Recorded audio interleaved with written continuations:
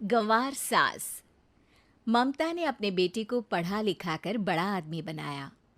अब वो शहर में अपने परिवार के साथ रहता है।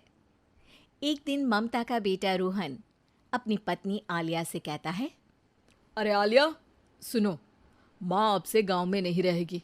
वो हमारे साथ यहीं रहेंगे शहर में। उनका कमरा आज नौकर से बोलकर अच्छे से साफ करवा देना। ओह, आज तो मेरी किटी पार्टी है, फिर मुझे जिम और फिर शॉपिंग। ठीक है, कल करवा दूंगी। अ, अच्छा, लेकिन माँ के सामने ये कपड़े नहीं चलेंगे। हाँ, तुम्हें साड़ी या सूट पहनना होगा। अरे बिल्कुल भी नहीं। मेरे मम्मी पापा ने इतना पैसा लगाकर शादी इसलिए नहीं की थी कि मैं अपनी मर्जी के कपड़े पहन ओढ़ भी ना सकूं। अरे चलो, गुस्सा मत हो, लेकिन कुछ दिन तो माँ की खुशी के लिए कर सकती हो ना। लेकिन आलिया मानती नहीं। माँ आती है सिंपल सी साड़ी, झोला और चप्पल पहनकर। अरे रोहन, मैं इनके साथ कैसे रहूंगी? मेरी फ्रेंड्स क्या कहेंगी? ये तो पूरी गंवार लग रही है। आलिया, माँ गांव में रहती थी इसलिए ऐसी हैं। तुम आज ही माँ के साथ जाकर उनकी पसंद की शॉपिंग करवा देना।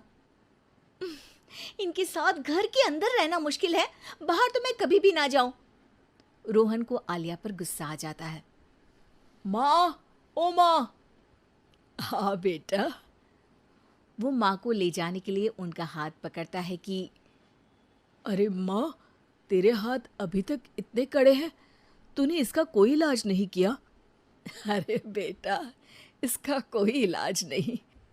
वैसे भी मुझे कोई शर्म नहीं कि मेरे हाथ मुलायम नहीं है, क्योंकि इन्हीं हाथों से मेहनत कर मैंने तुझे बनाया है बेटा। अगले दिन। माँ, मैं ऑफिस जा रहा हूँ। कुछ लाना हो तो आलिया को बोलकर फ़ोन करवा देना। रोहन के जाने के बाद,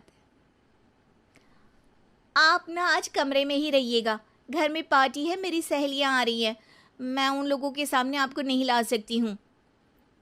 ठीक है बहू, लेकिन तुम कहो तो मैं कुछ खाने को बना दूँ तुम लोगों की पार्टी के लिए। वो लोग सिर्फ कॉन्टिनेंटल या थाई फूड ही खाते हैं। कोई बात नहीं, कभी इंडियन खिलाने वाला कोई मिला नहीं होगा ना। मैं बनाकर कमरे में चली जाऊंगी। जैसे आपकी मर्जी। आलिया के घर उसकी दोस्त आती हैं, पार्टी होती है। अरे वाह आलिया, ये क्या है खाने में? बड़ा ही स्वादिष्ट है यार, इसकी रेसिपी मुझे चाहिए। हाँ, और ये दाल, ओ माय गॉड, मैंने तो किसी 5 स्टार में भी ऐसी दाल नहीं खाई है। यार तू कुक को यहाँ बुलाना। अब आलिया घबरा जाती है। हाँ हाँ हाँ हाँ, क्यों नहीं। माँ जी ज़रा बाहर आइए। आलिया की सास सिंपल सी साड़ी और गांव के अंदाज में आती है। अरे बहू, क्या हुआ? खाना पसंद नहीं आया क्या? बहू? अरे ये गांव से दिखने वाली औरत तुम्हें बहू क्यों बोल रही है? कौन है ये? वो हमारी नई नौकरानी है। सास बहू की बात सुनकर बहुत दुखी हो जाती है। वो सर झुकाकर जा ही रही होती है कि एक सहेली बोल पड़ती है। अरे कहाँ जा रही हैं माँ जी? वो उठकर उनके पैर छूती है। जीती रहो बेटा। क्या है ना, आपकी शक्ल बिल्कुल मेरी माँ जैसी है। पता है आलिया, मैं शहर पढ़ने आई और फिर शहरी हो गई, लेकिन मेरे माँ पापा तो आज भी गांव में रहते हैं, बिल्कुल इनके जैसे ही हैं।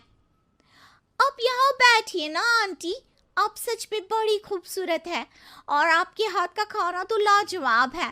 काश ये मेरी सास होती। सभी सहेलियां सास को घेर कर बैठ जाती हैं और उनसे खाने की रेसिपी पूछ रही होती है कि तभी घर की बेल बजती है और रोहन आता है। अरे क्या बात है, आज आप लोग हमारे घर में? और ये लोग तो मुझे आलिया से ज्यादा माँ की सहेलियाँ लग रही हैं। क्या ये आपकी माँ है?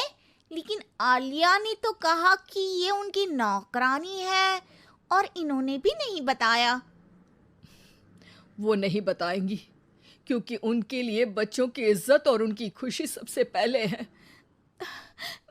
मुझे माफ कर दो, मुझे इन्हें तुम लोगों से मिलवाने में शर्म आ रही थी कि तुम लोग क्या कहती? अरे अब तो हमें शर्म आ रही है कि तुम हम लोगों की सहेली हो।